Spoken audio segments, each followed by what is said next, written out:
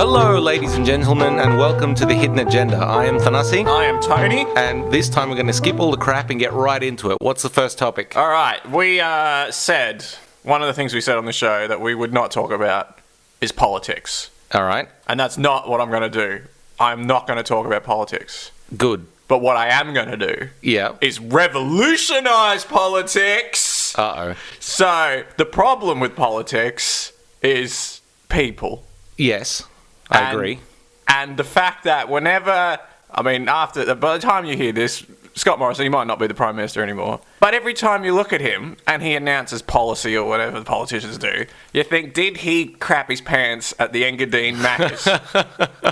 And that is a big problem with politics. Whenever we look at Trump, we think, what an orange-haired git. That is a problem. Yes, it is. And this problem didn't exist in the 1900s, I'm guessing. Well, what? Well, all you had politicians were still people. But you didn't have television. You would never have known that ScoMo crapped himself at the Engadine Macca's in 1997. All you had was a piece of paper that said, Michael, who lives nowhere near you, wants to change how much you pay for milk. And you go, okay, sounds good to me. I might vote against Michael, I might vote for Michael, whatever. Yeah. So the problem we have to do is, I think, if we want to fix politics, we have to take the public face away from politics. We need to anonymise politicians. Okay. So I propose any politician, anyone who wants to be a politician, they join a party, they become an independent, whatever, they get assigned a GUID. Yep. So we generate a GUID, it's sort of like a name of a droid from Star Wars. A unique key, yeah. And so you could have, I sign up and they go, all right, you are 474B. And I go, cool. And any time I give an interview, it's 474B. Yeah, and when you go to vote on the ballot paper, 474B? 474B. Okay, yep. And then, any time I appear on television, I'm in a silhouette, my voice is altered. Yep. So no one can know So who this I is am. like a whistleblower. Yeah. Like a whistleblower interview. Yeah. So now, when you hear that 474B slept with a mistress, you have no idea who they are. you go, well, that doesn't really bother me so much. Because they're not human. Yeah, because So you want to dehumanize politicians entirely? Yes. So essentially, you'd be voting for... Because this is a common thing, right? People will vote for the leader of the party when that, in Australia at least, doesn't mean anything, right? The Prime Minister is just the leader of the party. They don't really have any special power, right? Yeah, but that's the thing. If 474B is replaced in a leadership spill with 3X, 3Y... What difference does it make to you? As long as you're voting for the policy at that point. Who cares about the person? No, exactly. Yeah. Solved. All I agree. This media bullshit about, are they going to stab him in the back? Nah, just get on with Married at First Sight and just tell me what the policies are. Yeah, well, But, that doesn't mean that 3XYW couldn't stab 474B in the back, though. Yeah, but it's harder to care about that. It is very hard to care about that. Because I think the thing is it would make it a bit more confusing, and that's great, because then you can't even tell them apart. yeah. Hang on, who said what again? Was it 474B or 484C? So that's my plan. Just dehumanize politicians. So what happens when the internet sleuths, because, they do exist, what happens when they actually come together and uncover the identity of 4x4b? When they uncover the identity? Because they almost certainly will at some point. All right. Right? There's a lot of people with a lot of time and nothing better to do. Is that a problem, though? Well, because suddenly they're repersonalized.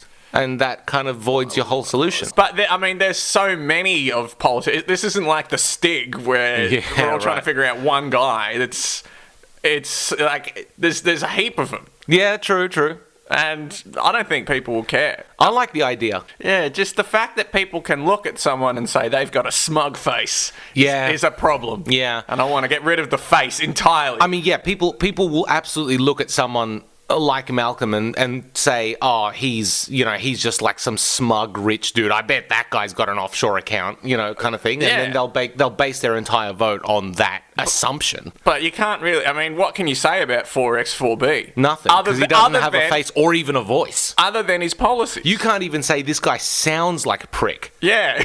Because he's behind like one of those Darth Vader voice modulators. We will be raising taxes in the 14th percentile, blah, blah, blah. Yeah, meaningless. Yeah, and if they have to do, like, they could just sort of dress up as the Stig if they had to do live presentations. Would you even make it impossible to determine whether they're sort of male, female, or otherwise? I think you should. I don't think you should be able to determine the gender. Yeah. And we've been saying he the whole time, which is probably wrong. Yeah. It should be he or she. Yeah. Or what? Yeah, exactly. It just doesn't, because it doesn't matter. It shouldn't matter, right? It shouldn't matter. So in that sense, then, why don't we just replace politicians with, I don't know, robots? Or hell, why don't we do away with politicians altogether and just make a web app where people can just vote on bills? I have actually had this thought as well. A direct democracy rather than a representative democracy. We can unbundle things. Yeah, exactly. Politics is like Foxtel, you know? You want the Game of Thrones. But you don't want the sports. You don't want the sports. Yeah. And you got to get the whole package. The faces. That's the problem. Get rid of the faces. Get rid of the faces. Dehumanise politicians. I mean, they're not human already, but dehumanise them completely. And the other... Oh, actually, we should deny them the ability to give interviews if they're not going to answer the fucking question.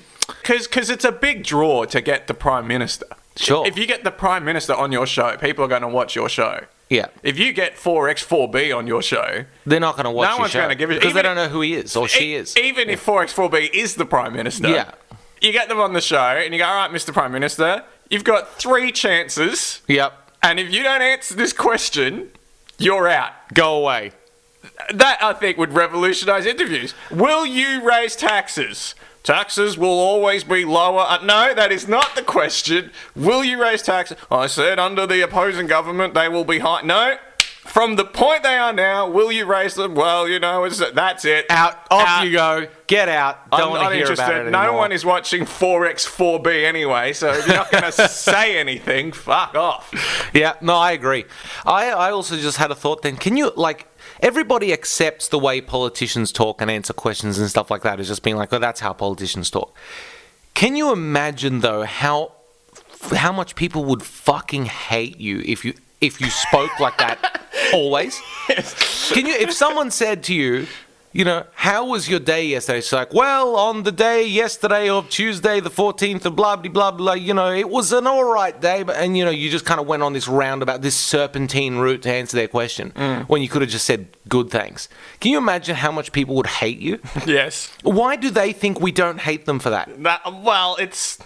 Like, why do they think they can get away with that? If they wouldn't say that, if their mum asked them, are you going to raise taxes?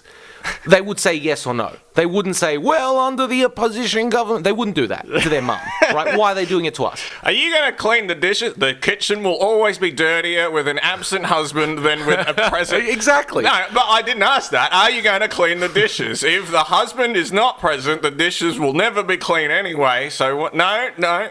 Yeah. You're getting a divorce. Yeah. I would divorce him. Yeah, no, I would. Yeah. But, it's just, I don't know, there's this maybe a correct fear that if you give an answer that's not likable, then people won't like that. Yeah, so instead you give an answer that's guaranteed to be objectionable to everybody because it's a non-answer. Yeah. It's like, in a way, it's like what they're going to do is like a spoiler and they're dancing around. It's like, well, I don't want to give too much away, but, you know. Yeah, are you going to raise taxes? Well, look, I don't know about us, but the other guys. Yeah, just you know, we'll see what happens on the final episode of Politics. Will taxes go up or will they stay where they are? The final episode of Politics. Yeah. Just rip their faces off. Just dehumanise entirely. Dehumanise them. Yeah. Get to the policies. It should be a short affair. We shouldn't have media. It should be, hey, we're going to do this, thank you. Yeah, don't want to hear anymore. And I particularly don't want to hear about why the other guy sucks. I know why the other guy sucks. I want to know why you don't. Yeah. That shit should be illegal, man. Imagine that. Are you going to do the dishes? I tell you who definitely won't do the dishes.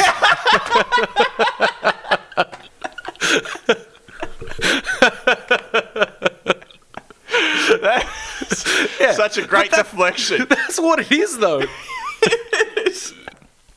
I'm sick of it. I just, like I tune it out now. I don't want to hear it anymore. I know it's just bullshit. I like it. Dehumanise politicians. Dehumanise politicians. We don't need them anyway. Well, we've got the internet now. Yeah.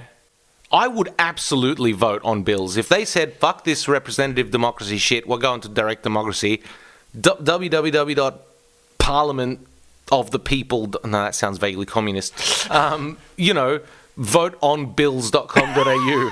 There you go, right? Oh, what laws are up for voting today? Voteonbills.com.au. Make it happen. Maybe I'll make it happen. Voteonbills.com.au. Coming soon, probably. So the second topic, and I want to just preface this by saying that I think both of my topics today are going to be quite short. They're just kind of these annoyances, things that really bother me for no particular reason other than like with me and Jamie Oliver. Yeah, right. Have we spoken about that on the show? I don't think so. We'll have to talk about that at some point. He just bothers me for no particular reason. You can't even, like, he is a bit smug, but he's not the smuggest person. And what he's trying to do ultimately is a good thing. He's healthier and eating. Yet he's annoying, right? Just something about him. Oh yeah, there are plenty of people that annoy me. Just their existence annoys me. Yeah. But what I want to talk about now is I was on a train going to work. We're going along, and the train's running really slowly. I'm on a air quotes express train, but because the lines aren't duplicated, we're stuck behind an all stations train, and we're stopping at every station. The train driver comes over the intercom and says, just wanted to let you know we apologize. We're running about 10 or 11 minutes late. We're sorry. We're going to get you to the city as fast as we can, and we thank you for choosing us to ride to the city this morning.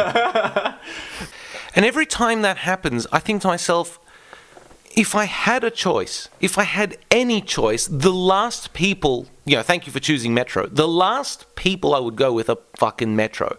These are the people that have made my life miserable for the last 2.5 years. You know what? It's oppressively boring. It's oppressively lame. It's not even that it's egregiously bad. It's just clearly nobody gives a fuck, right? They're not going out of their way to make it awful, but nobody's doing anything to even remotely improve the experience. And that's the part that annoys me the most, right? They don't give a shit. They're running a bit late. They'll just blow through a station without stopping and fuck anyone that wanted to get on and off there, right? Or, there's a train that's running a little bit behind. Just cancel it, because that way it won't count against our late figures, right? Yeah. If it's more than 5 minutes late to the plan, they'll just cancel the fuck out of it, and they'll be like, just catch the next one, right? No. If I had a choice, I'd choose anybody else. But it's the audacity, the cheek that they have to come over that intercom and say, thank you for choosing Metro for your transit needs this morning, right? Fuck off. I don't want to hear that, right? Because that only serves to frustrate me further with this already draining experience. So, would a better choice of words be, thank you for tolerating the only choice? A better choice of words would be, we're running 10 minutes late, fuck you. It's interesting. I sometimes wonder, you mentioned the not stopping at stations. Yeah. Could that be the train driver just expressing themselves somehow? Because really, when you're a train driver, the only way you can express yourself is through operating the train somehow irregularly. Yeah. So maybe he just wanted to, They're trying to cause discontent. Yeah. Trying to start a revolution. Maybe, or he just was like, I feel a little lost today. They always blow through the shit stations, though. It's never one with 200 people waiting. Yeah, no, that's true. They blow through, East Richmond or something. So there's only ever 8 people on the platform at East Richmond because, in 200 trains, 3 of them are scheduled to stop there anyway. We had, when I lived in the share house, we had two of the people in the share house got into a massive, many-month argument about whether East Richmond was a necessary station. It absolutely isn't. Well, it's 12 paces from Richmond. It makes me laugh you saying this because the people have just listened. One guy's like, people stop there, therefore it's necessary. The other person's like, it is one tram stop away from Richmond Station. Yeah. So just, it's not that. No, well, clearly because people stop. And they would argue, and then someone on the sidelines would go, I'm sick of this argument. I'm going to step in here with my brilliant insight that they haven't thought of. Yeah, yeah. And they enter and go, no, you're wrong, or you're wrong for this reason. And now they're in the argument. And it just... It just keeps sucking people into the argument. And you just now, even just expressing that, I could see that if you were there... I would have been involved. You would have gotten into the argument. Oh, absolutely. And then just barbecues were ruined with this thing about East Richmond Station. It was like a conversational black hole, and everyone was just getting sucked into it. The just rabid frothing of the mouth at this thing. No, you absolute lunatic. Let's find the definition of necessary. If something is in use, it is necessary. And I withstood this for months, and then I was like, no, I can't remember what my brilliant new point was, but I was like, I've got to wade in here. Did you get sucked into it too? Oh, I got sucked in. Yeah, it got everyone in the end. It was just the dumbest conversation. We had another one that didn't quite reach that level about whether Microsoft should have continued supporting the .doc file instead of moving to .docx. That's a nerd argument if I ever heard it. But it was. I mean, and the funny thing is you said that, and I immediately felt an intense need to weigh in. Because there are a lot of reasons that the new format is way better than the old one, but I don't want to get into it. But yeah, that's really my whole point is just like, how would you phrase it? Don't even pretend that there's a choice when there clearly isn't. Don't present this illusion of choice, because it only makes us think that you think we're idiots. Yeah. Saying to me, thank you for choosing Metro is only really saying thanks for not driving instead. Yeah. Right? Thanks for not taking an Uber. Yeah, and that's just, like, if I honestly had a choice, I would use anybody else, given how fucking miserable you've made my life these last 2.5 years. Right? Well, go away. Just be honest. We're late. Nothing we can do about it. Sorry we wasted your time. Right? You'll be catching the train back because you didn't drive. It should just be that. It should just be like, we fucked up. Sorry.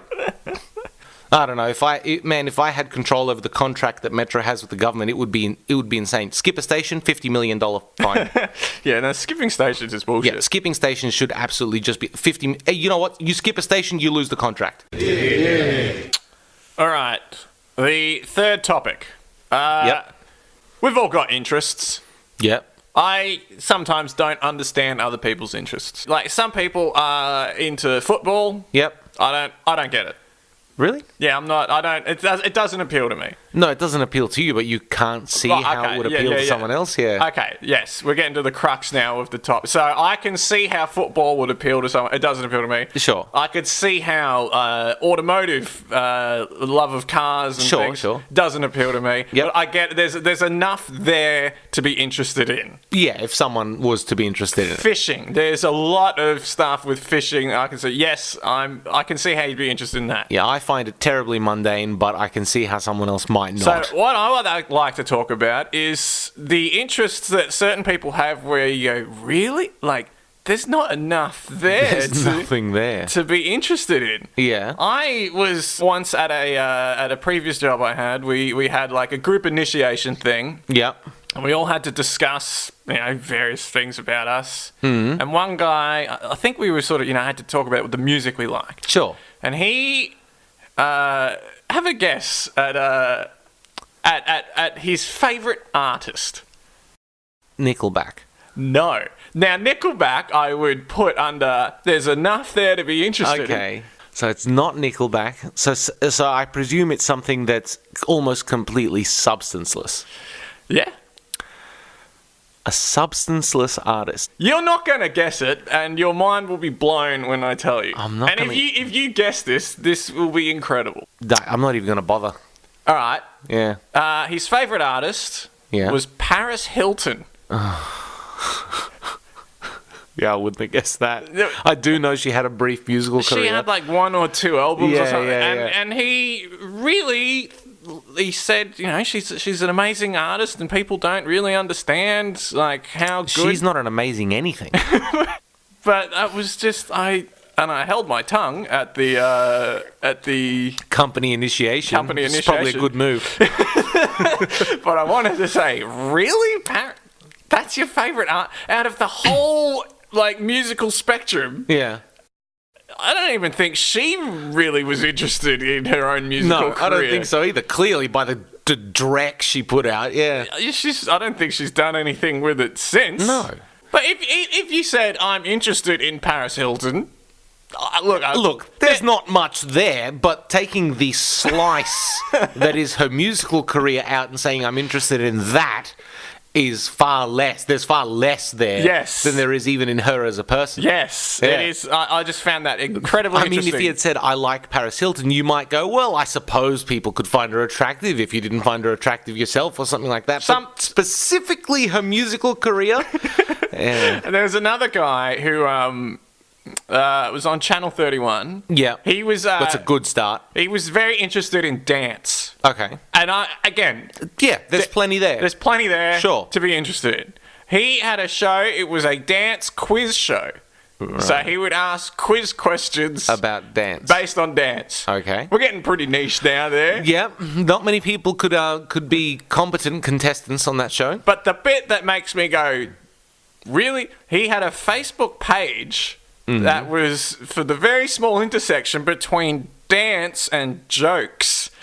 Dance jokes. Dance jokes. Like dance comedy. Well, yeah, jokes about... About dancing or via the medium of dance? No, jokes about dancing. And people would just go and post jokes on this page. Were any of them even remotely funny? Some of them were not even remotely about dancing. Right. There was one joke, it said, a dancer was... A dancer was caught by police throwing cornflakes around the street. Yep. It turns out he was a serial offender. Now, that's a bad joke, but the fact that it just says a dancer Yeah, did this. it's not a joke about dance. No, it's not a joke about it's dance. a joke about a person who happens to dance. It's just incidental that he... Yeah, that could have been a police officer throws cornflakes on the road, or a stonemason throws cornflakes. A zookeeper. It's the same joke. Yeah. Yeah. So, if you know anyone, listeners, who has a very niche interest, I would like to know. Get on the Facebook page. And, Get on the Facebook page. It was facebook.com/Hidden Agenda Podcast. And tell us what you or your friends or people you know of have that just really isn't enough to warrant being interested in. Yes. Or even email us at thehiddenagendapodcast@gmail.com. Yeah, you could do There that. you go. as That's well. our first plug, by the way. Oh, we never... Our first self-plug. No, we've never done it before. Oh. Shows you, tells you how much we know about this. Yeah. This is going to be another short one. But, Well, some would say a short podcast is a good podcast. that's right, yeah. That's been our operating theory. Especially true for us. I was eating some pretzels the other day. What? Hang on. I know you're a Seinfeld fan. Yeah. And how was your thirst levels after eating? I would say moderate to high. Okay, cool. Yeah, so, they were making me quite thirsty. Yep. I was eating the pretzels, and I had a small bowl of pretzels, and I'm eating them, and I'm down to the very last one, and I pick it up, and I go to put it in my mouth, and I just kind of miss. I bounce it off my top lip, it comes out of my fingers and lands on the ground, Right. and then I just stare at it. And in that moment, I was more disappointed that had happened than in almost anything else I could think of. I was looking at it going, man, I was really looking forward to that. I guess this is that overwhelming disappointment when you're about to indulge in something that you really enjoy and it's just taken away from you in the most banal way possible. It's not someone snatched it. It's not I accidentally crushed it. It's just like I fucked up and missed my mouth. I did this to myself, right? Nobody else is responsible. I missed. Yeah. And I dropped it, and it's on the ground, and I can't eat it now. No. And what's worse is that was the last one. And it is worse for the last one. If you dropped the second last one, you'd go, that's a shame, whatever. Yeah, and I'd just eat the last one and be like, that's fine. I'm cool. Yeah. But I dropped the last one. It ruined my day. Yeah. It really ruined my day. I was just up, not upset, but I was just so overwhelmingly disappointed. This reminds me of something similar to happened to me in high school. I had one of those lunchbox packet-sized packets of chips. Those little, like the Yeah. 10-gram bags Yeah. or the 20-gram bags, yeah. And I made the unfortunate mistake of saying out loud, I'm going to enjoy these chips. I can almost guarantee I know what happened next. And then I just fucked opening up the bag. and Just split it in half. Just the chips went everywhere. And all of them on the dirt. Oh, and it is so much worse when you're a kid too. And the fact that you prefaced it with, I'm going to enjoy this so much. I think there was just a lull in the conversation. I thought, I'm going to enjoy these chips. And then... That's Murphy's Law. Yeah. That's Murphy's Law in action right there. And I enjoyed none of the chips. You deserve that. You deserve that for making your friends jealous of the fact that you were about to enjoy the small bag of And chips. then we were sitting in assembly a bit later, and the guy next to me had ripped up a bit of paper, and he leaned over to me and said, I'm going to enjoy these chips. And then he just threw the paper out. What an asshole. That's He funny. just made confetti. Yeah, basically. Oh, that's good.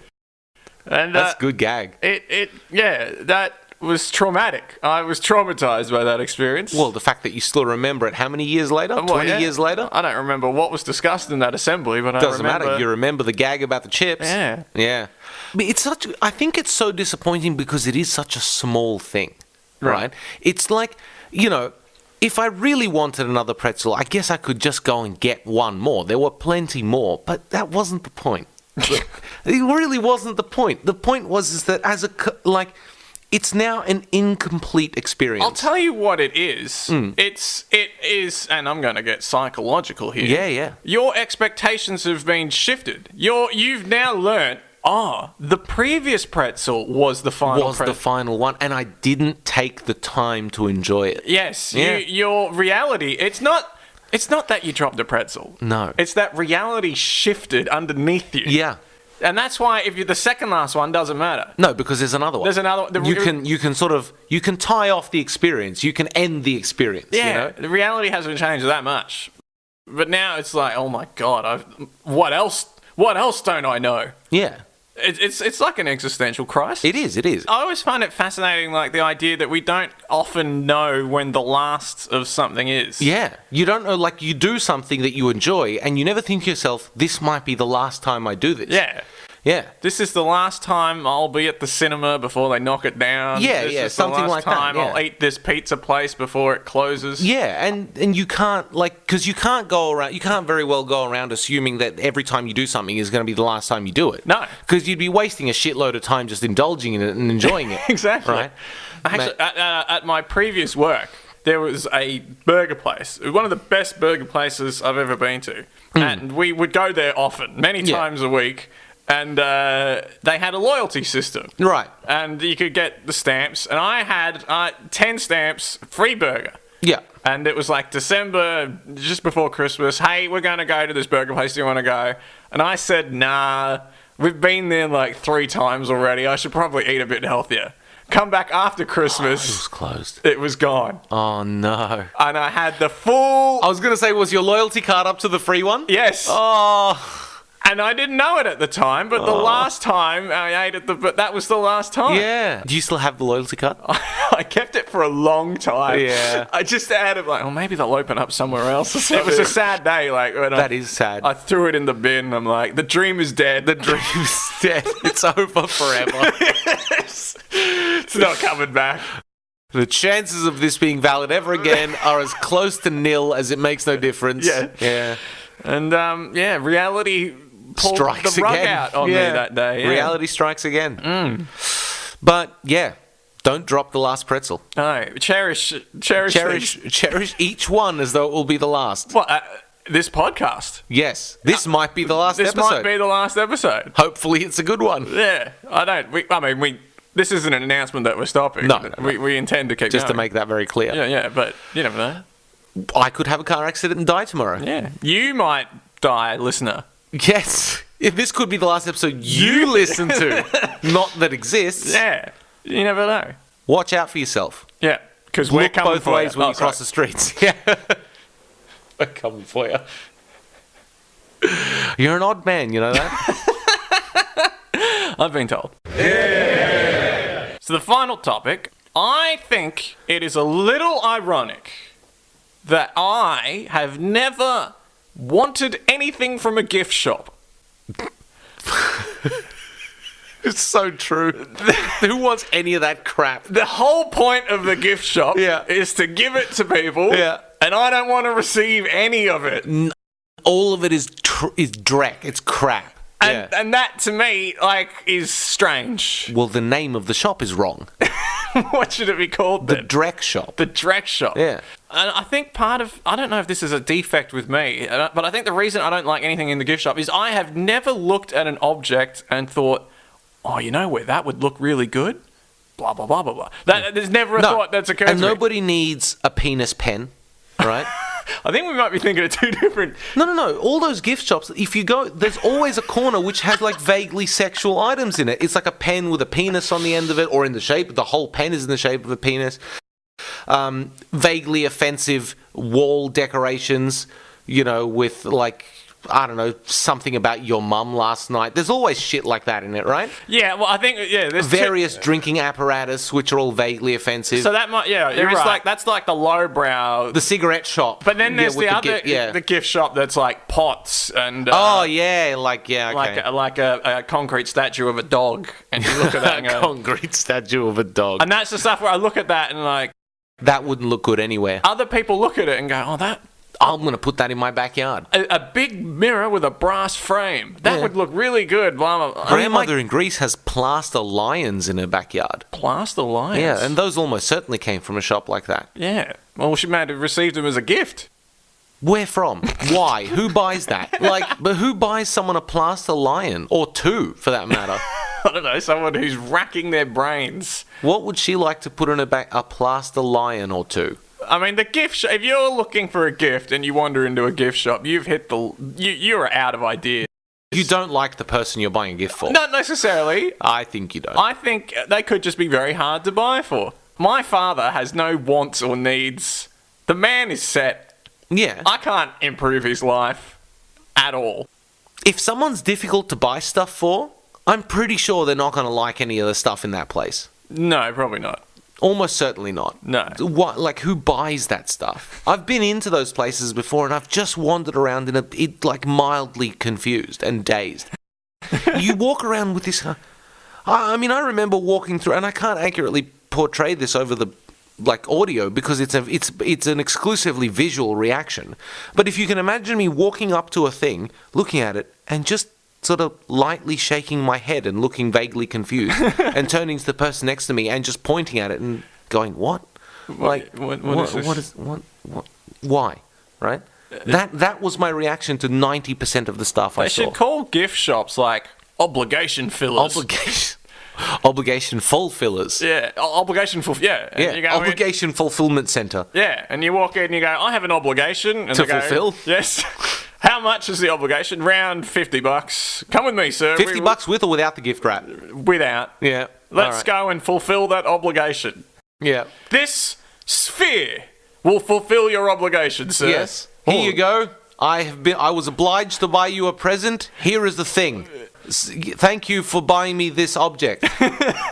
I will display it proudly on this shelf. Obligation fulfilled.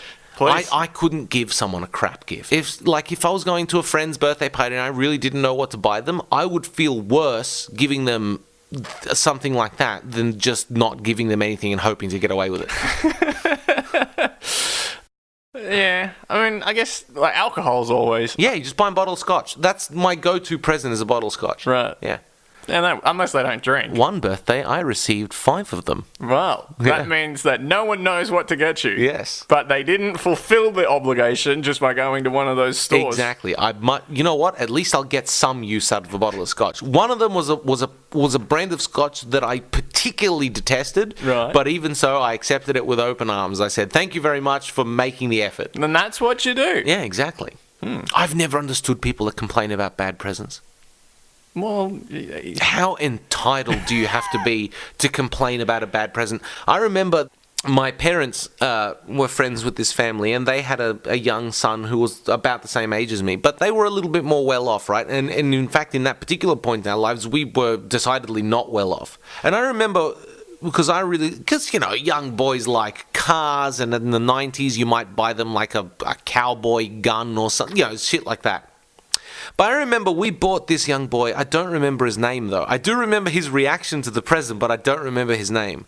And the problem is when you're going to the birthday party for a child at a family that's a little bit more well off, it doesn't matter how much money you don't have, you got to try. Right? So we bought him this, 10th scale die-cast model of an old Ferrari. And it was something I really wanted, right? But I couldn't, it was expensive. It was like $100 or something, right? It was a nice model. And I remember him opening it and just going, whatever, and just putting it down. And thinking to myself, like, can I have it? Like, if you clearly don't want... Like, I remember being really... I was only 5 or 6 years old, and I remember being really upset. Like, you don't even appreciate it. Like, what the fuck, man? I can excuse poor behaviour in children because they could grow out of it. There's got a lot of learning to do. Yeah, I know, but like... even as a 6-year-old, I would never have done that. Yeah, but that might just mean your parents raised me well, yeah, I suppose. Yeah. But I don't want to claim that I was the perfect sort of kid either. Sure, every kid does or says a stupid thing now and then, but surely the lesson number one of receiving presents is say thank you. Yeah, that was drilled into me. Yeah, that's lesson number one. Say thank you, put a big smile on your face, and even if you hate it, pretend you love it. But it was drilled into me. Which means there would have been a point beforehand where you didn't do that. They had to. Oh shit, we better start drilling this in. Yeah, because little old Tony fucked up. Yes, not little old Tony. Little Tony over here fucked up. Yes, yeah. He made a face, and we got to correct that behaviour. Yeah, we can't be having him pull faces at people that buy him presents. Doesn't matter if it's toe socks or a golden gun. It doesn't matter. Yeah. But yeah, I have no eye for looking at. They're pointless. Those shops. They're pointless. Fulfill your obligation in some other way. Yeah. Do something nice for them. Donate to the human fund. Yeah.